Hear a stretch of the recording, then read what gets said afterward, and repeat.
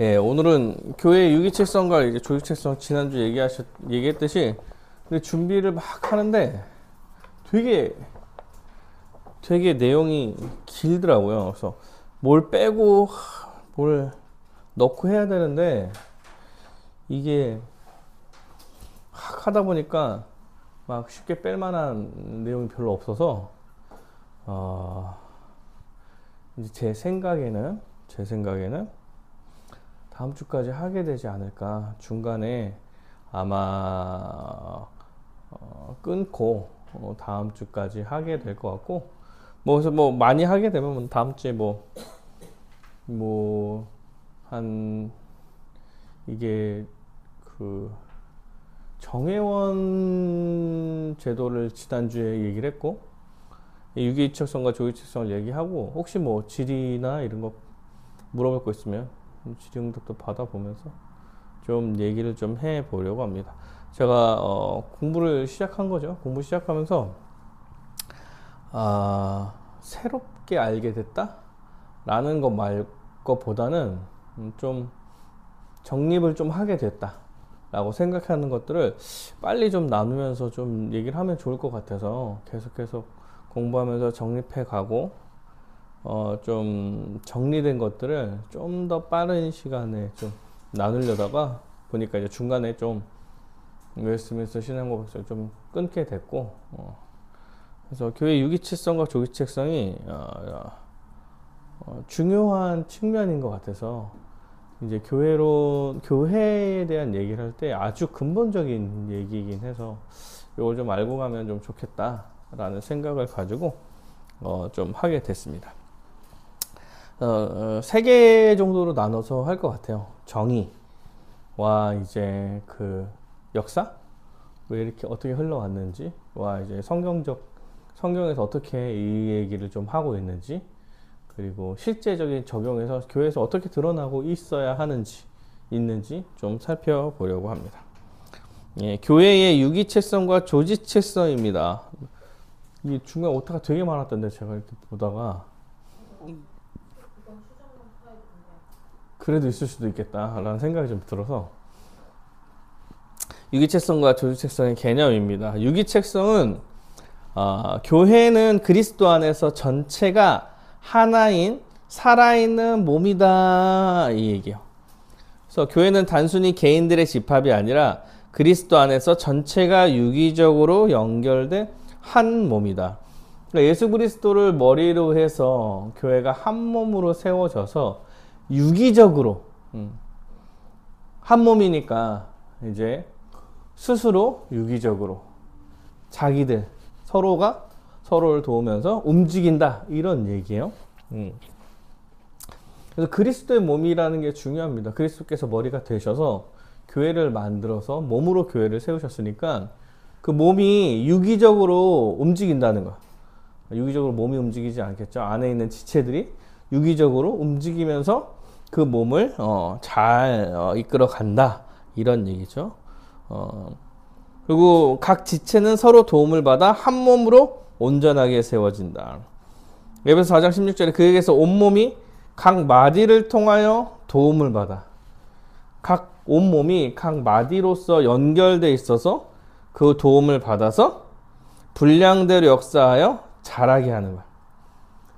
그러니까 한 몸이에요 이렇게 얘기할 때 그 몸들이 자기 역할을 잘 감당해서 자라가는 거예요. 그래서 사랑 안에서 스스로 세워져 가는 것입니다. 그래서 우리 지난주에 얘기를 한다면 이제 보이지 않는 교회가 이 시대에 이제 보이는 교회로 나타날 때 이제 성질 같은 거예요. 성질이라는 거는 교회의 성질, 특성 이런 거는 보이는 부분은 아니니까 일단 보이지 않는 부분이지만 보이는 부분이죠. 그러니까 성질 같은 거는 이게 확 드러나 있는 건 아니지만 나타나죠. 이런 거야. 그래서 성질 같은 겁니다. 성도들이 교제, 또 피차 이제 가르치고 은사적으로 섬기고 봉사하면서 이제 교회가 이제 유기체적인 성질을 갖게 되는 거죠.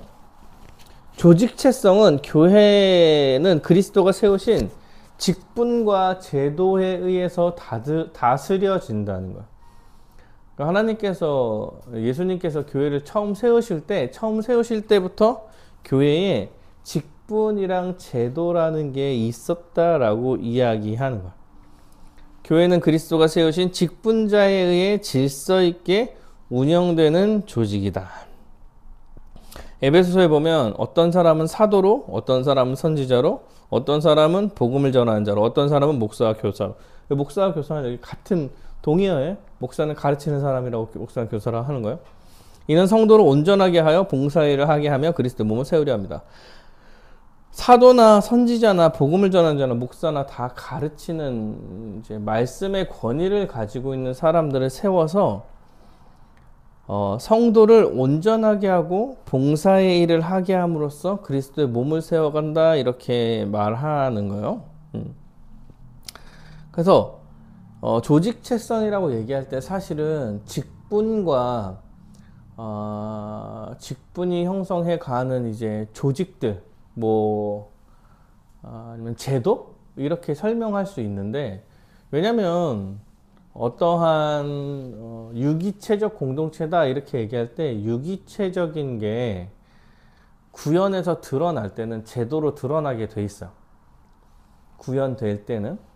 그래서 이제 그런데 여기서 얘기하는 조직체성은 실제로 직분을 얘기한다고 얘기하는 게 조금 이해하기가 편할 거야.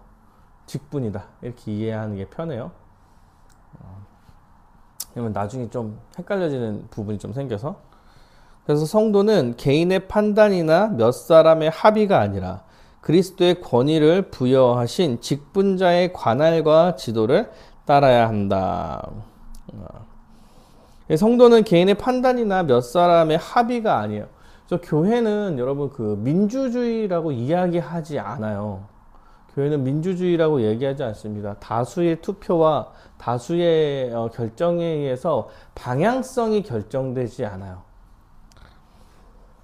그리스도가 권위를 부여하신, 그러니까 그리스도의 권위, 그러니까 말씀의 권위에 의하여서 방향성이 결정되는 건데, 성경 나중에 보면 알겠지만, 예수님께서 교회를 세우실 때 말씀의 권위를 가르치는 자에게 줌으로써 직분을 세워가지고 역할을 해 나가는 거예요.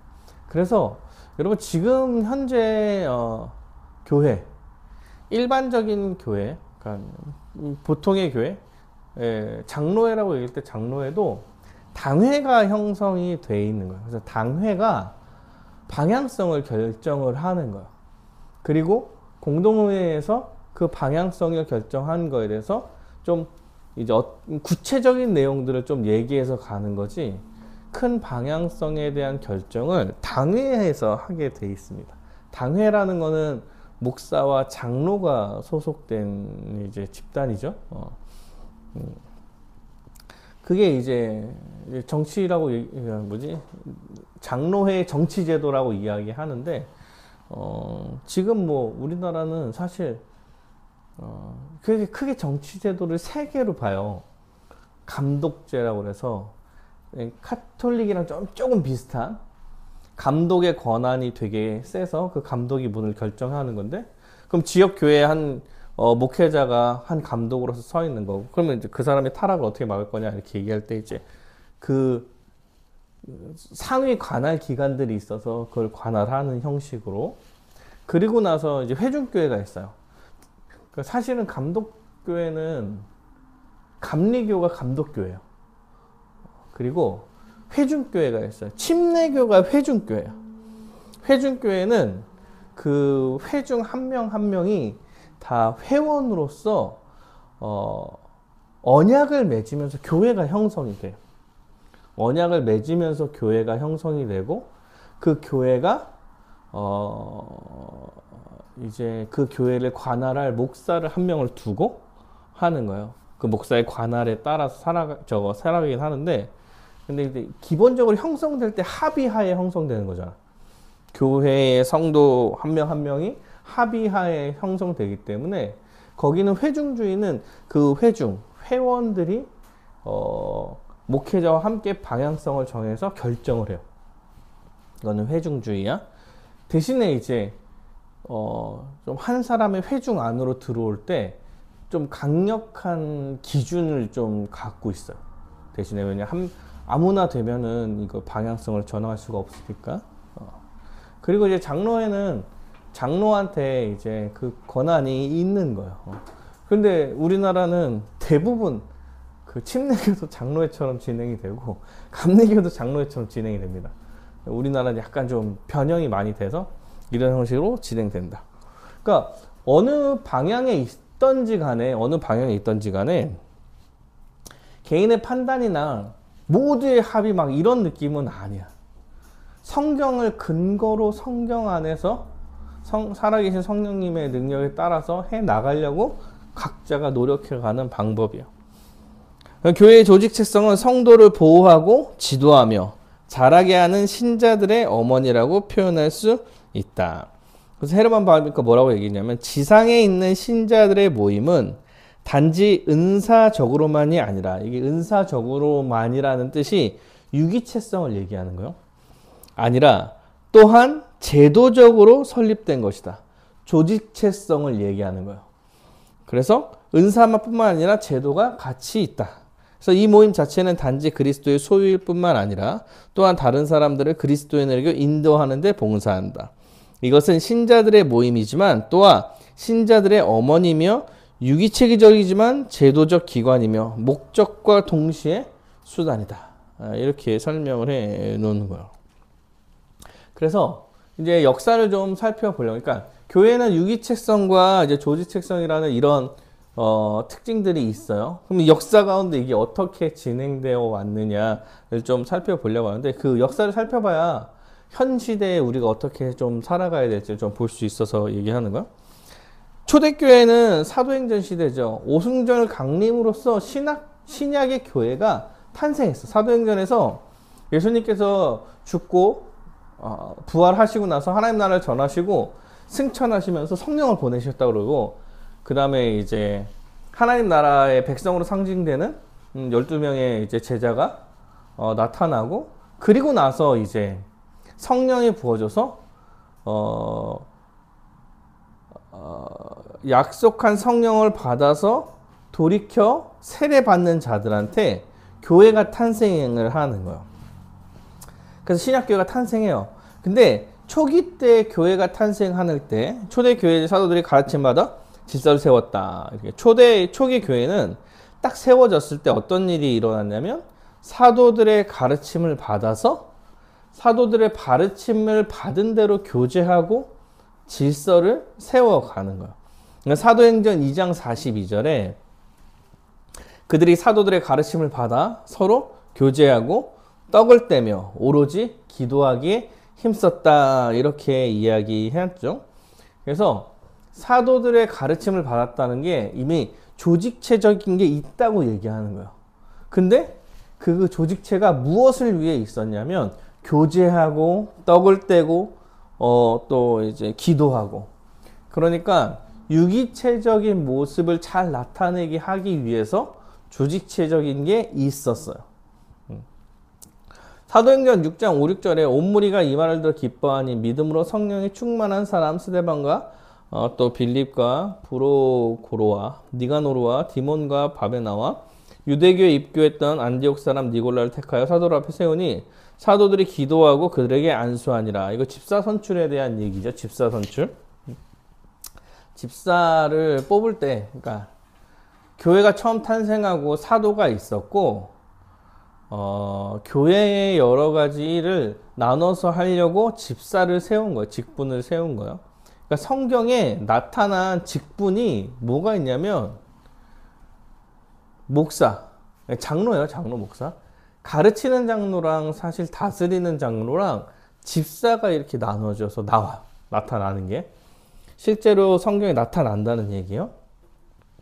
그래서 그들의 가르침을 받아서 교제하고 떡을 떼고 기도하는 거예요.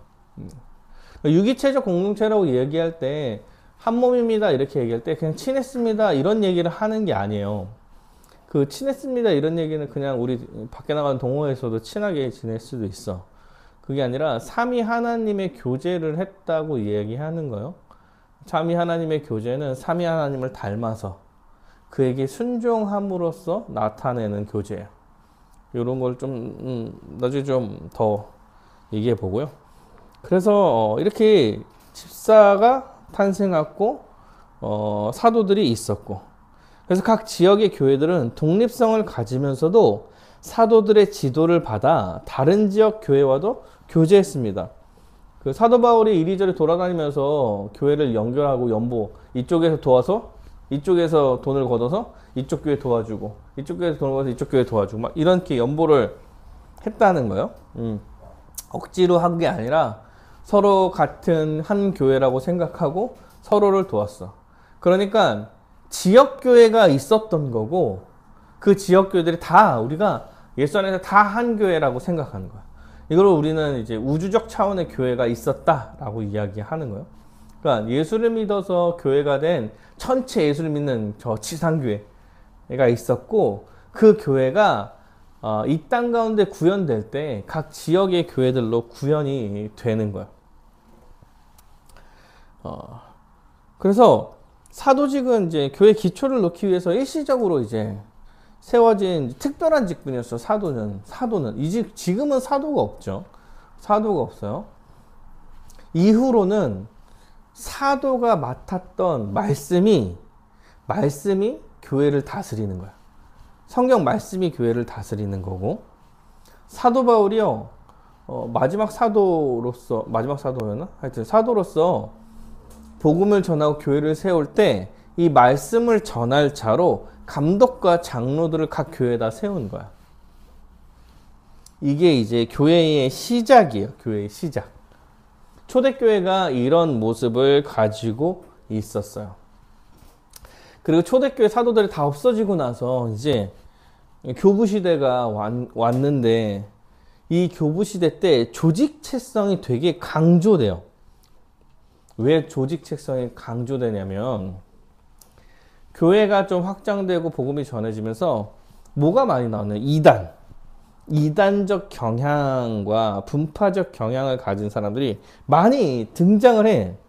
뭐 영지주의여서 뭐 영적 뭐 엘리트, 아니면 지금의 비슷하죠. 직통계시를 받아서 우리가 맞다 뭐 이렇게 얘기하는 사람들이나, 이제 분리해서 그러니까 지금 현재 있는 교회와 분리주의자들처럼 이제 우리만이 순결하다 이렇게 이야기하는 이런 사람들이 등장하면서 이단을 걸러내야 돼.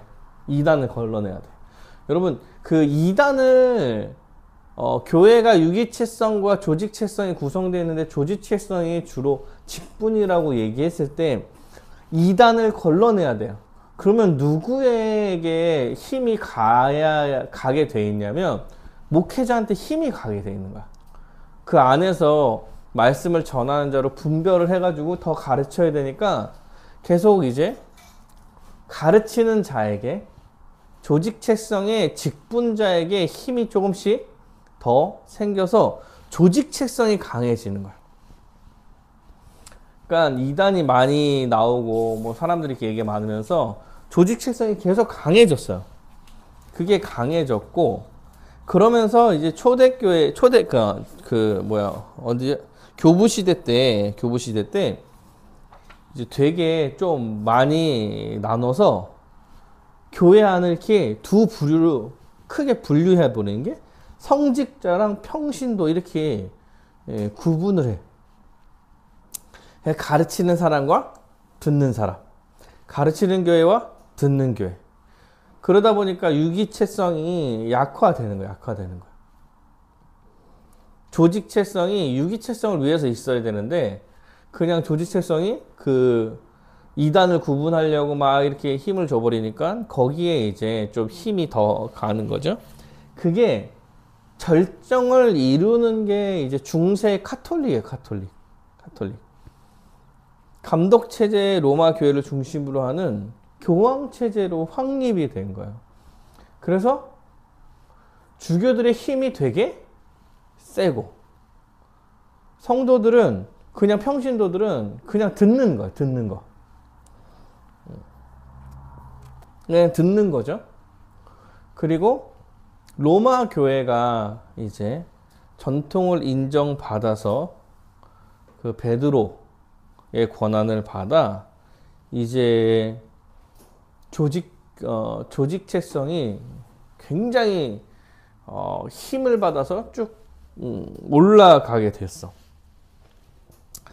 그래서 교회의 공동체의 모든 권한이 로마 교회에 집중되게 됐어요. 그리고 그 교황이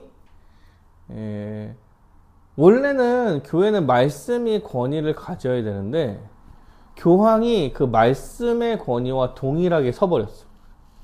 굉장히 위로 섰죠. 그래서 그레고리 교황권이 점차 강화돼서 그레고리 7세 때는 교황권이 절대화되었습니다. 결대화되었어. 모든 교회 문제의 최종 결정권을 지역 교회의 주교나 공의회 뭐 이런 게 아니라 교황이 갖는 구조가 돼버린 거야. 제일 극단으로 간 거야. 제일 극단으로. 제일 극단으로 갔죠. 제일 극단으로 가면서 교회에는 뭐가 없어졌어? 유기책성이 없어지고 떨어지게 되는 거야. 그래서 교황 체제는 교회의 유기체성을 심각하게 약화시켰고 조직체성을 일방적인 권력 구조로 변질시키게 되는 거야. 그래서 성도들이요 말씀을 스스로 읽을 수조차 없었어. 읽으면 안 된다였어. 안 된다. 안 된다. 그러니까 절대적 권력을 가지면서 타락하는 거야. 타락하는 거야. 그러니까 절대적 권력이 생김으로써 카톨릭이 타락했죠. 그래서 중세에 아주 큰 문제들이 많이 발생한 거야. 권력에 따른. 사실은 그 중세 때 왕권보다 교황권이 되게 센 때도 많았잖아요. 그 세계사를 배우면 왕권과 교황권의 막 싸움 막 이런 것들 막 있잖아요. 이런 게 다 여기서 오는 거야. 그래서 이 종교 카톨릭이 좀 조직체성을 너무 이야기하면서 절대적 권력을 유지하고 타락하기 시작하면서 개혁이 시작된 거예요. 개혁. 그래서 종교개혁이 일어난 거예요. 이 조직체성의 너무 절대화가 문제다. 그래서 유기체성을 회복을 위한 노력을 해야 된다. 이렇게 얘기할 때. 그래서 결국에는 성도들이 스스로 말씀 가운데 서고 말씀을 읽을 수 있는 이런 상황을 만들어 놓는 거죠. 놓는 거요. 그래서 종교개혁자들은 주교직, 사제주의를 거부하고 교회의 본질인 성도의 교제를 좀 구체화시킨 거예요. 그래서 오직 성경과 만인 제사장주의, 교회의 유기체성을 회복하기 위해서 영향을 준 거예요. 그래서 만인 제사장주의는 이제 모든 신자가 하나님의 백성이고 제사장으로서 그리스도를 통해서 하나님과 직접 교제하며 교회의 사역에 참여하는 것. 모두가 다 제사장으로서 교회에 참여하고 말씀을 보고 하나님과 직접 교제할 수 있다. 이런 얘기를 하는 거야. 그래서 유기체성을 회복하려고 노력을 했어요. 노력을 했어. 그래서 이제 종교개혁이 일어난 거죠. 그렇다고 유기체성이 막 명확하게 회복되었다 이렇게 보기는 또 어려워요. 왜냐하면 기본적으로 국가 교회 상태를 유지하고 있었기 때문에 교회가 국가였어. 국가가 교회였어. 태어나자마자 세례를 받고 출생신고를 하면서 살아가는 사람들이니까 그냥 교회 안으로 태어나자마자 들어와 있었던 거.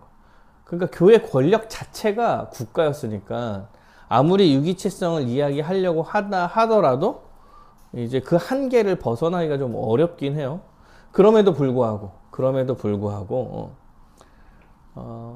조직체성을 좀 약화시키려고 되게 노력을 했다. 그 종교개혁가들이. 종교개혁가들이 그렇게 노력을 해서 이제 그 여파로 우리가 여기까지 온 거죠.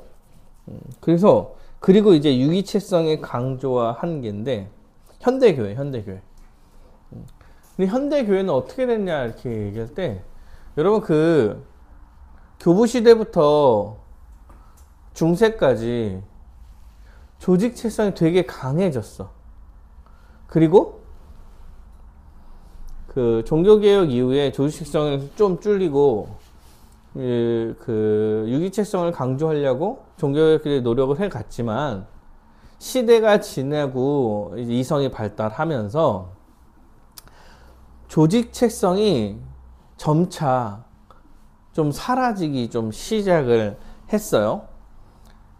그러면 개인주의가 좀 만연하고 권위라는 것 자체를 부정하고 교리가 단순화되고 개인주의적인 구원관에 집중하면서 조직체로서의 교회에 대한 인식이 점차 약화되었어.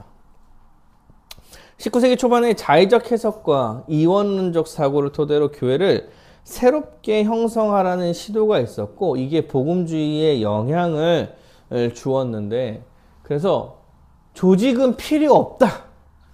유기체적인 것만 필요하다. 교회는 이런 주장들이 현대교회에 굉장히 많이 나오게 됐어요. 그래서 여러분 뭐 가정교회는 직분자가 없습니다. 직분자가 없고 말씀을 전하는 자가 없어요. 그러니까 주 말씀을 전하는 자가 없고 네가 얘기하고 너가 얘기하고 막 이렇게 돌아가면서 얘기해. 그래서 기존 교회 질서와 위계를 벗어나서 가정 중심의 소규모 신앙 공동체를 만든 거예요. 그리고 뭐 이런 것들 있죠. 목회자들의 좀 타락? 목회자들의 타락으로 인하여서 교회의 조직색성 자체를 이제 부정해버리는 거야. 그래서 유기체적인 것만 강조하게 돼서 이제 조직체를 이제 불신하게 됨으로써 여러 가지 뭐 현대 교회의 양상이 나타난 거죠.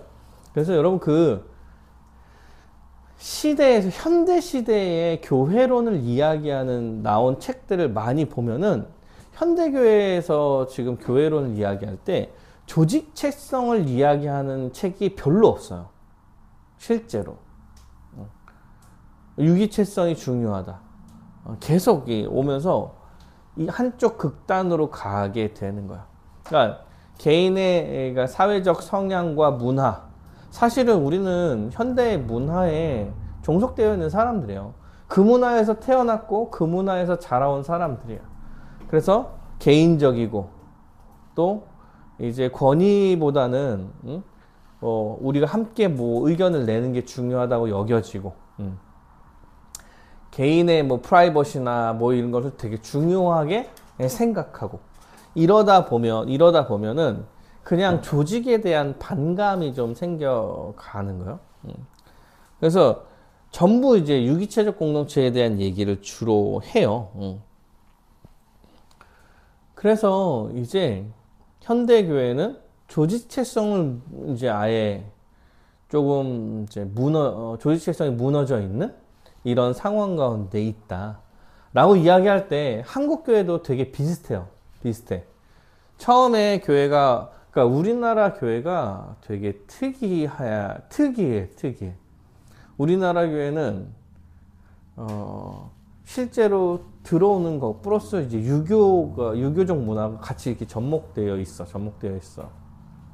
그래서 우리나라는 이제 권위를 처음에는 이렇게 가지고 있다가 그 권위를 가진 사람들이 짧은 시간 안에 그 카톨릭처럼 뭐랄까? 그 권력으로 이게 권력 집단이 좀 이렇게 돼버렸다가 이제 이게 좀 문제가 된다고 생각하니까 사람들이 아예 이걸 무시해서 반대쪽으로 이게 필요 없다라는 식의 전체로 이렇게 가버리는 이런 상황이어서 한국 교회는 양극단의 교회가 같이 있어.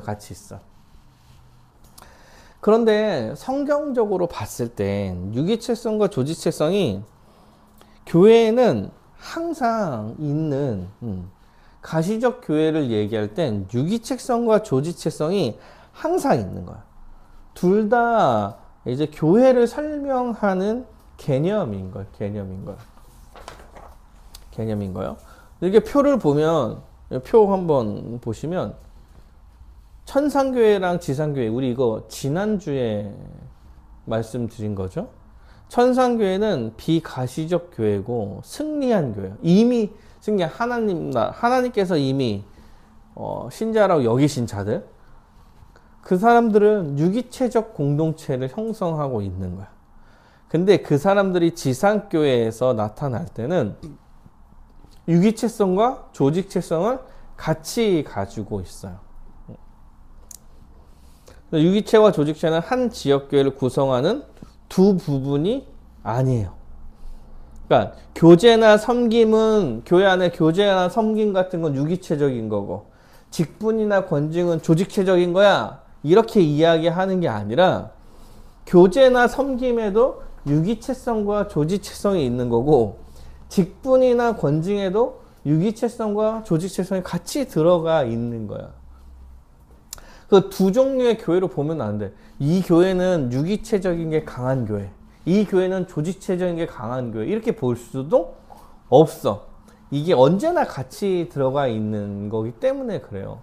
그래서 이제 우리가 교회를 바라볼 때는 이 두 개가 항상 같이 잘 조화를 이루어야 하는 거야. 조직체성이 막 되게 강해지면은 옛날 중세의 카톨릭이 되는 거야. 아주 그 권력이 되고 권력화되고 그 사람들 어떤 몇 명이 이제 전체를 다 이제 지배해버리는, 다스린다고 뭐 얘기하기 어려워, 지배해버리는 이런 게 되는 거죠.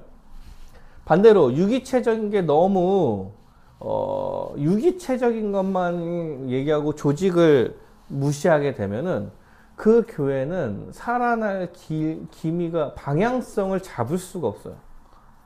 방향성을 어떻게 잡을 거냐 할 때 말씀으로 방향성을 잡을 건데, 누가 어떻게 누구에게 권한이 있는데, 이런 얘기가 돼.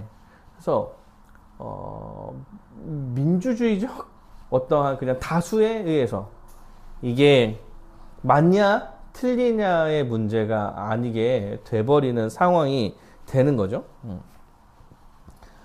그래서 우리는 이제 이 두 개를 다 바라볼 수가 있어야 되는 거야. 그러니까 조직체적인 게 너무 문제가 많았어. 이제 조직체적인 거 하지 마, 이렇게 얘기하면은 성경에 대한 내용을 무시하는 거야. 지금은 너무 유기체적이라 조직체적인 거를 너무 무시하고 있어. 그러니까 유기체적인 거 버려, 이렇게 얘기해도 문제가 되는 거야. 성경에서 말하는 교회를 세워갈 때, 가시적인 교회를 세워갈 때는 다 문제가 되는 거야. 일례로 제가 모 교회에서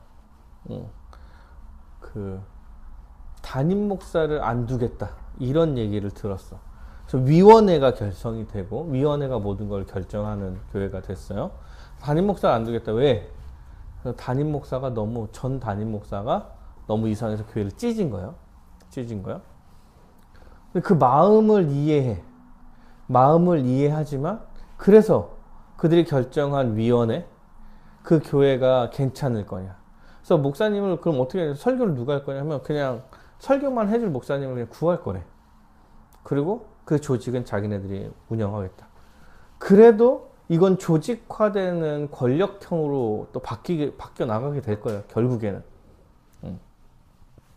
그래서 사실은 지역교회는 구조와 기능에 있어서 유기체인 동시에 조직체야, 조직체. 이미와 아직은 종말론적 구조 가운데서 이제 보편교회의 통일성은 이제 유기체성과 조직체성이 함께 나타날 때 함께 잘 나타날 때 그 교회가 잘 건강하게 설 수 있는 거예요. 그래서 그럼에도 불구하고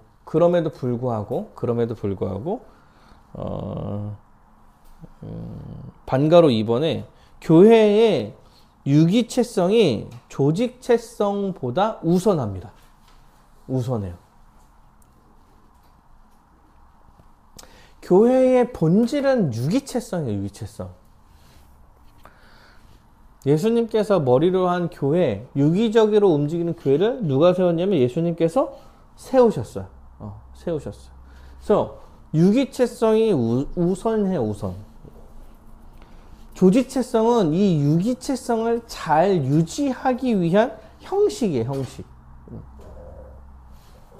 그래서 유기체성은 영원할 거고요. 조직체성은 한시적으로 이 땅 가운데만 있는 거예요. 예수님께서 다시 오시고 나면은 직분이라는 거는 없어지게 될 거야. 예수님이 직접 우리랑 교제하실 거잖아. 다 직접 다스리게 될 거고. 그러면 그때의 조직은 실제로 예수님께서 모든 걸 다 성령을 통해서 다 완벽하게 다스려질 때인 거죠. 그럼 그때 누구 중간에 거쳐서 누구를 조직을 가질 필요가 없어져요. 그래서 조직체성은 한시적으로만 있는 거예요. 직분이라고 이야기할 때 한시적으로만 있는 거예요. 그래서 교회의 유기체성은 조직체성의 상호 보완적이다. 그래서 유기체성은 조직체성은 서로 대립하지 않습니다. 대립하지 않아요. 서로 대립하지 않아요. 그러니까 어딘가에서 누가 이게 설명을 할 때 마치 직분이나 조직체가 필요 없는 것처럼 이야기하던가 아니면 직분이나 이제 조직이 아주 절대적인 것처럼 이야기한다. 둘 다 문제가 있다. 이게 두 개가 다 같이 조화롭게 이루어질 때 교회가 잘 성장하게 되는 거. 바로 서게 되는 거. 성경에 약간 그런 식으로 나오죠. 성경에. 그래서 교회 역사 가운데 유기체성과 조직체성은 서로 이제 대립하는 관계로 오해하여서 이제 둘 중에 하나를 택할 때 교회 본질은 심각하게 훼손되어질 거예요.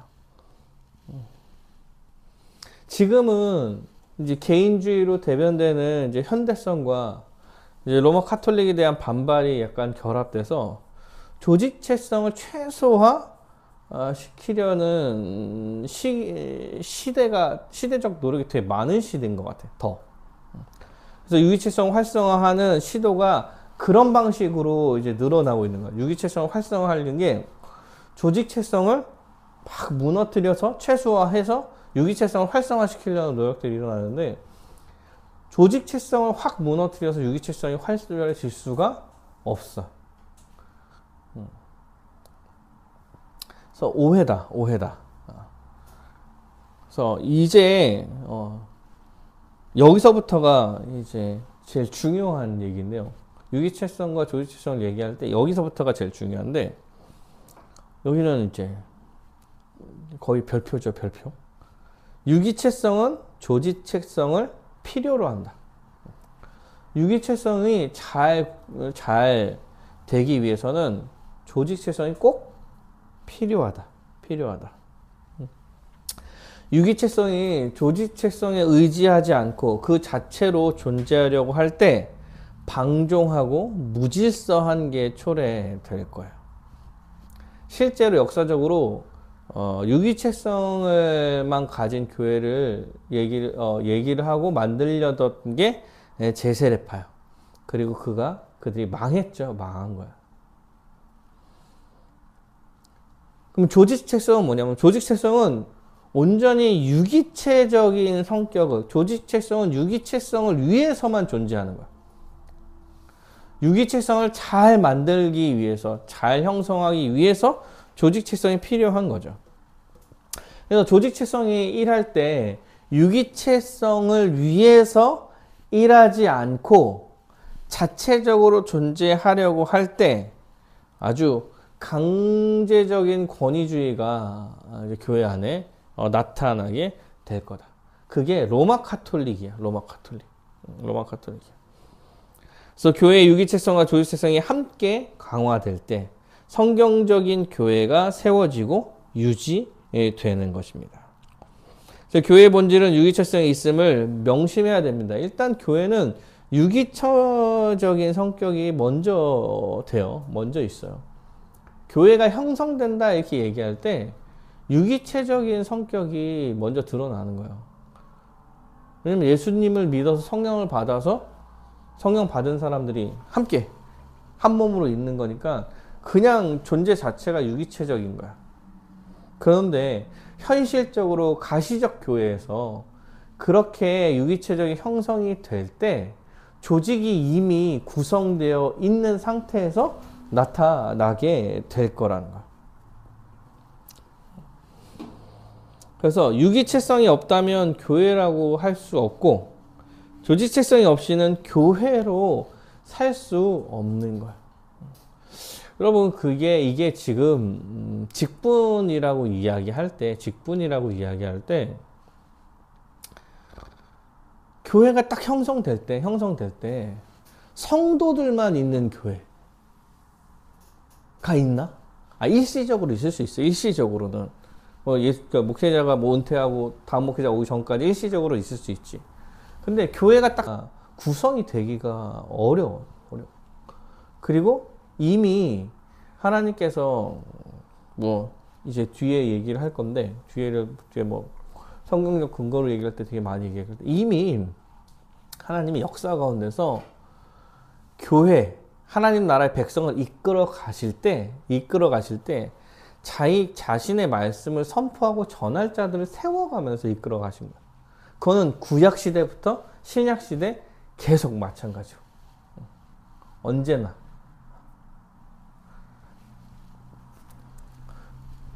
그런데 교회는 목사가 세우는 게 아니에요. 교회는 예수님께서 세우신 거야. 예수님께서 이제 직분자에게 주의 말씀을 전하라고 주의 말씀에 대한 권한을 줘서 세우는 거지. 결국 교회는 예수님이 세우신 유기체적 공동체인 거야. 그러면 조직은 그 유기체를 더욱더 성장시키기 위해서 꼭 필요한 거다. 일시적일 거야. 그러나 이 땅에서는 없을 수 없다. 그러니까 교회의 구조는 그런 방식으로 되어 있습니다. 이걸 이제 성경적 유기체성과 조직의 성경적 근거에 대해서 좀 살펴보려고 하는데 이 성경적 근거를 보는 이유는 지금까지 그러면 성경에서는 자신의 백성을 어떻게 이끌어 오셨냐에 대한 얘기를 좀 하려고 해요.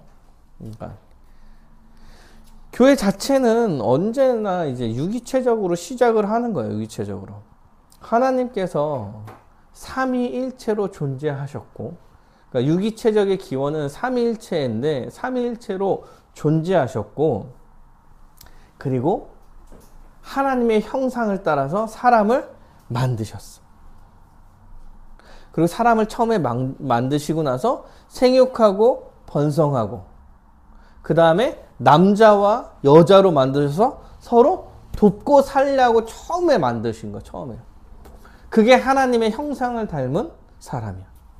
그러면 이미 사람을 처음 만들 때부터 개개인이 각각 자기 마음대로 살아가려고 만들지 않았어. 하나님의 형상을 따라서 삼위 하나님의 도움, 삼위 하나님의 이제 한 몸됨을 따라서 살아가게 공동체, 남자와 여자로 만드셔서 서로가 돕고 살아가게 만드는 게 처음부터 있었던 얘기. 처음부터 있었습니다. 그래서 유기체적 공동체, 교회는 처음부터 한 몸으로 하나님께서 만드신 세상은 처음부터 한 몸으로 살아가는 거예요. 그 삼위 하나님의 하나됨에 근거한 하나 되는 삶을 살아가는 거예요. 그래서 여러분 교회의 하나됨과 한몸됨을 단순히 이제 우리가 친해지는 거 이렇게 이야기하지 않아요. 어디에 근거했냐면 삼위 하나님의 서로 도우심, 그리고 그들에 대한 순종, 서로에 대한 순종이 아주 기대어 있는 거야. 그래서 우리의 하나됨도 그 삼위 하나님한테 순종한 것 안에서 이제 펼쳐지는 얘기예요. 삼위 하나님을 닮았다 이렇게 할 때 진리 가운데 하나 된다 이런 식의 표현이 좀 적절한 것 같긴 한데, 진리 가운데 하나 되는 거야. 단순히 너랑 나랑 뭐 재밌게 지내서 친하게 지내고 도와주고 막 이런 형식을 이야기하는 게 아니다. 예수님 없이 되게 친해지면 안 좋을 거야. 더 안 좋아질 수도 있어. 그러니까 예수 안에서 하나 되는 걸 이야기하는 거야. 처음부터 이런 상황이었어. 그럼 조직체성은 어떻게 시작되냐면 인간의 타락 이후에, 여러분 인간의 타락 이후에 생각을 해보세요. 하나님께서 자기의 백성을 이끌어 가시는 방법이 어떻냐는 거야. 타락 이후에 하나됨이 깨졌어요. 하나됨이 깨졌잖아. 그래서 권위에 불순종하게 되었어. 이미 하나됨을 깨진 거, 우리가 하나님으로부터 벗어나게 된 거는 불순종함으로야. 그렇죠? 권위에 대한 불순종으로 인해서 우리는 죄인이 된 거예요. 그래서 자발적으로 하나님께 순종하는 게 불가능해진 사람. 그리고 그 저주로 인해서 관계가 깨져 있는 사람인 거야.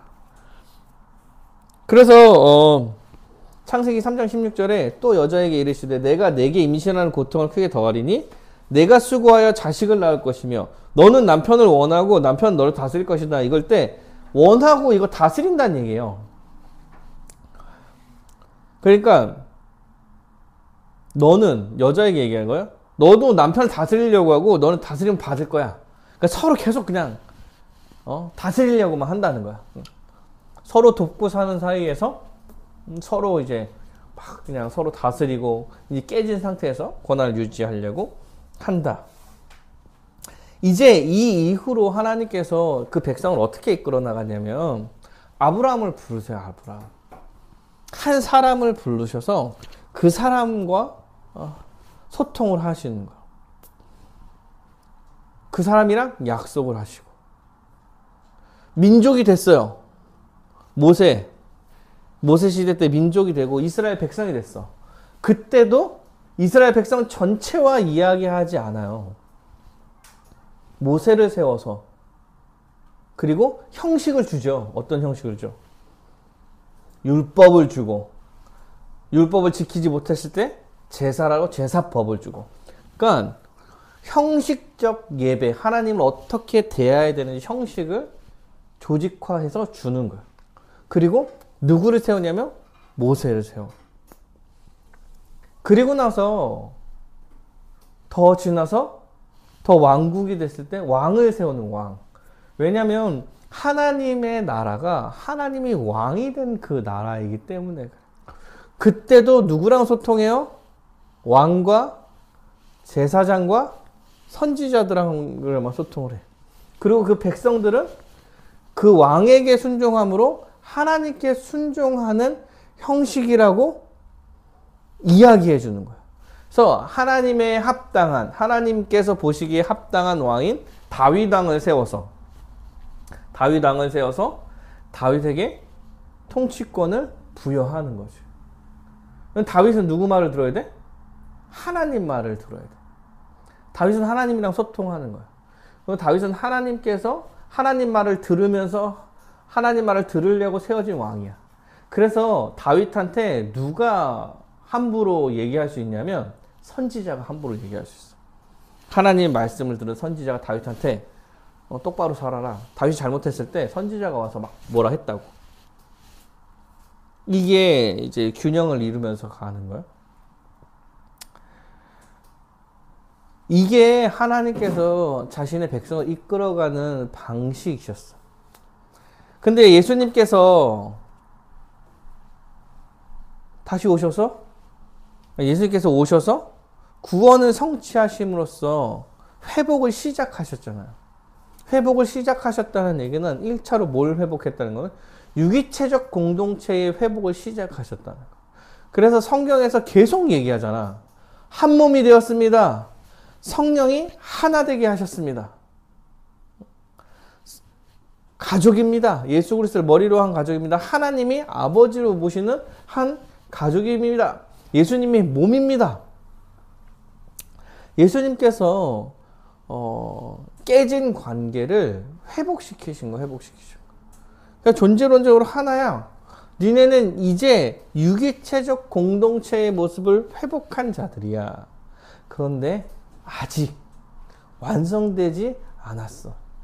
그러면 어떻게 해야 되냐면 여호와 하나님, 예수님, 머리로 한 예수님께 순종하면서 살아야 해. 순종하면서 살 때 뭐에 순종하는 거냐면 주의 말씀에 순종하면서 살아가는 거야. 그런데 그 말씀에 순종하면서 살아가는 방식을 사도들을 처음에 세워서 했고, 사도들이 끝날 때 특수한 사역이니까 사도들이 이제 끝나갔을 때 교회를 세우고 그것에 장로나 감독을 세워가면서 그 말씀을 전하는 대언자로 세우신 거예요. 조직체를 만드신 거야. 당분간에 내 말을 전해줄 자. 나는 이미 말을 다 했어. 뭘로? 말씀으로. 말씀에 순종해야 돼. 그런데 사도 바울이 교회를 세워나갈 때 그 교회의 말씀을 전할 자로 감독들을 세워가는 거야. 근데 감독들이 말씀을 세우면서 사역을 해보니까 유기체적으로 더 사람이 많아지면서 벅찬 일이 생겨서 누굴 세우냐면 집사를 세워가지고 직분자들을 세워서 그 교회를 더 유기체적으로 잘 돌아가게 만드는 거야. 그러니까 가르치는 자로서 이제 감독과 장로를 세워서 말씀이 선포되게 그 말씀에 기대어서 살아갈 수 있게 하는 거고, 그리고 집사를 세워서 더 한 몸으로 살아갈 수 있도록 돕는 거야. 집사가 말씀에 순종하고 서로 살아갈 수 있도록 돕는 거, 직분자들을 세워서 그 유기체적 공동체를 더욱더 강화시키는 일을 하는 거야. 이게 여호와 하나님께서 그 백성을 이끌어 가시는 방식이라고 주어진 거야. 그래서 예수 그리스도는 교회에 제정하신 직분과 제도의 조직체성을 통해서 유기체성을 더욱 견고하게 세워 가셨어요. 이게 이제 말씀을 좀 보면은 좀 알 수 있는데, 자, 마태복음 16절부터 19절이에요. 시몬 베드로가 대답하여 이르되 주는 그리스도시요 살아계신 하나님의 아들이십니다. 예수께서 대답하여 이르시되 바요라 시몬아 내가 복이 있도다. 이를 내게 알게 한 이는 혈육이 아니요 하늘에 계신 내 아버지니라. 또 내가 내게 이르노니 너는 베드로라. 내가 이 반석 위에 교회를 세우리니. 내가 베드로 위에, 이 사도 위에 교회를 세우겠다라고 얘기하신 거야. 근데 이 교회는 누구의 교회요? 내 교회. 예수님께서 자신의 교회를 반석 위에 세운 거예요. 베드로 위에, 사도들 위에. 그리고 이 음부의 권세가 이기지 못하리니 내가 천국 열쇠를 내게 준다. 베드로에게 준다. 사도에게 준다. 교회에게 준다. 사실 이게 같은 얘기예요. 같은 얘기. 그래서 교회에 이게 권한을 줘서 내가 땅에서 매면 하늘에서도 매일 것이고 풀면 하늘에서 풀릴 거야. 본질적으로 예수님께서 내 교회를 세우셔서 내 교회를 회복하겠다라고 얘기를 하는데 어떻게 이끄실 거냐 그러면 교회에 권위를 두고 이끌어 갈 거야. 이런 형식으로 이야기하는 거고, 그 교회에 사도를 세우시는 거예요. 그리고 그 사도를 3년 동안 끌고 다니면서 가르치신 것이. 에베소서도 마찬가지예요. 교회론을 얘기한다고 얘기하는 에베소서 4장 11절로 16절에 그가 어떤 사람을 사도로, 어떤 사람을 선지자로, 어떤 사람을 복음을 전하는 자로, 어떤 사람을 목사와 교사. 이거 다 가르치는 자를 얘기하는 거예요. 교회에서 말씀을 가르치는 자를 세워서 이거요. 성도를 온전하게 하고 봉사의 일을 하며 그리스도의 몸을 세우려 하십니다. 그러니까 교회에 말씀을 가르치는 자를 세우겠다 이렇게 얘기하는 거죠. 목적이 뭐예요? 성도들을 온전하게 하고 봉사의 일을 하고 그리스도의 몸을 세우다. 이거 유기체적 공동체를 강화시키기 위해서 가르치는 자를 세우겠다라고 이야기하는 거예요. 그래서 13절에 보면 다 하나님의 아들을 믿는 것과 아는 일에 하나가 되어서 그리스도의 장성한 분량이 충만한 데까지 이르게 하려고 하는 거야. 그러니까 아까 우리가 얘기할 때 배울 때 그거랑 배울 때 이 내용과 똑같죠? 뭐야? 조직체는 유기체성을 강화시키려고 있는 거야. 유기체적인 것은 조직체를 통해서 강화되는 거야. 그래서 16절에 그에게 온몸이 각 마디를 통해서 도움을 받음으로 연결되고, 여기서 마디를 여러분 가르치는 직분자를 이야기하는 겁니다. 여기서 마디가. 그래서 각 지체들이 있어요. 근데 마디가 없으면 연결이 안 된다 이렇게 얘기를 하는 거야. 그러니까 조직체적인 게 연결을 잘 시켜서 유기체적 공동체를 잘 세워가는 거야. 이런 식으로 설명하고 있는 거야. 그래서 교회는 유기체성과 조직체성이 같이 있다 이렇게 말하는 거죠. 사도행전에서도 마찬가지야.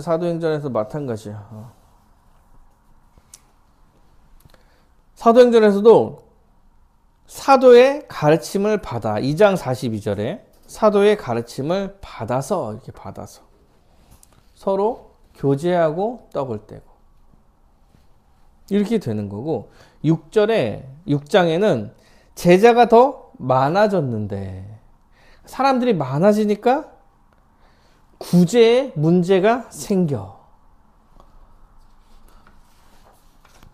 사도들이 구제를 해 나갈 수 없으니 거기만 신경 쓸 수 없어. 사도들이 하나님께 세운 이유는 뭐냐면 말씀을 잘 가르쳐서 유기체적 공동체를 잘 유지하라고 세운 건데, 그가 유기체적 공동체를 유지하기 위해서 구제도 담당하고 있었던 거야. 근데 안 되겠다. 그래서 사도의 역할을 하기 위해서 집사를 세운 거야, 집사를. 그러면서 뭐라고 얘기하냐면 우리는 오로지 기도하는 일과 말씀 사역에 힘쓰겠다. 결과 말씀이 왕성해지고, 이렇게 나와. 말씀이 왕성해지고 좋아졌다. 이런 식으로 설명하고 있죠. 그러니까 성경에서 조직체를 항상 이야기하고 있는 거예요. 그 조직체성을 직분으로 이야기해. 명확하게 감독, 장로, 지금 얘기하면 목사와 장로를 세워서 말씀을 가르치는 역할, 이미 하나님의 말씀에 순종하게 하는 교회 역할을 그 사람들한테 맡기고, 그리고 집사들한테 그것을 잘 누리고 함께 누릴 수 있는, 지도할 수 있는 역할을 맡게 하는 거죠. 그러니까 직분이란 게 성경에 이미 나타나 있다는 거야. 그러니까 새로운 조직체를 세울 필요가 없어. 성경에 이런 직분이 나와 있잖아. 그래서 요새 그런 걸 세워요. 위원회를 세워요. 젊은 사람들 위원회. 교회에서 그 위원회들이 무슨 결정을 할 수 있게 해줘. 이미 성경에서 그런 조직체를 장로와 목사와 집사로 구성을 해 주셨다니까? 그러니까 그거를 없애고 무시하고 이럴 이유가 없는 거야. 그래서 유기체성을 지키기 위해서 직분이 분화된 것 뿐이에요. 여기까지가 성경에 나타나는 거라면, 초대교회에 나타났던 거라면, 우리는 그것을 지켜가면서 조직체성을 가지고 유기체적 공동체를 잘 유지하기 위한 노력을 해야 하는 거예요. 사랑하는 여러분, 조직체적인 직분이 한국교회에서 많이 무너졌다 해서 여러분 조직체적인 게 필요 없다라고 이야기할 수가 없어요. 반대로 유기체적 공동체만 너무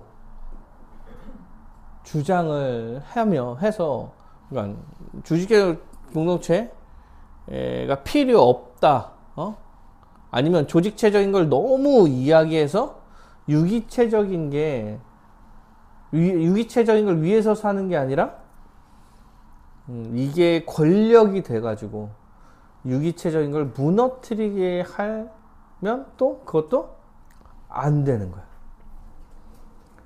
근데 우리의 경험이 우리가 살아온 한국 교회의 경험이 혹여나 이 양쪽 극단 어딘가에 서 있어서 한쪽을 버리려고 한다면 여러분 성경에서 벗어나는 거라는 생각을 해야 되는 거예요. 우리는 역사를 살펴보면서 교회의 이 두 개가 항상 존재하는 건데 하나가 이렇게 커지면 나머지 하나가 완전히 무너지는 거고 또 나머지 하나가 반대쪽 하나가 커지면 그 성경의 또 다른 한 면이 무너져 가는 거라는 것을 기억을 하셔야 돼요. 그러면 이 양쪽 극단에서 그 중간쯤에 어딘가를 찾아서 우리는 성경적 교회를 이루기 위한 노력을 해 나가는 거예요. 그래서 교회는 그 조직체성을 가지고 그 조직체, 성경에 나온 조직체의 역할을 잘할 수 있게 해 나가는 거고, 그 조직체는 온 힘을 다해서 유기체적 공동체를 유지하기 위한 노력과 자신의 역할을 해 나가는 거예요. 직분은 목회자가 가르치는 직분이 있는 거고, 장로가 다스리는, 말씀대로 다스리는 직분이 있는 거고, 집사가 교회의 구제를 담당하면서 함께 은사를 누리는 이제 질서에 관여하는 역할을 해 나가는 거야. 이게 잘 이루어질 때 교회가 더욱더 유기체적 공동체를 더 잘 누리게 되는 거야.